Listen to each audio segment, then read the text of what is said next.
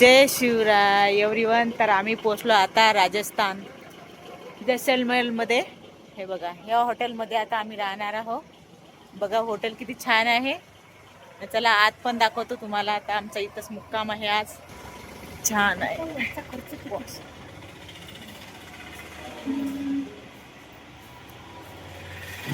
बघा किती सुंदर आहे. रेखावटी बघा, पॉश आहे बिलकुल. चाललो आता आम्ही आमच्या रूम मध्ये. उद्यापर्यंत तुम्हाला एक से एक भेटणार आहे पाहायला. हे आमची रूम बघा किती छान आहे. पण छोट्या मुलींसाठी बाल्कनी पण आहे छोटी. हे बघा, हे बघा.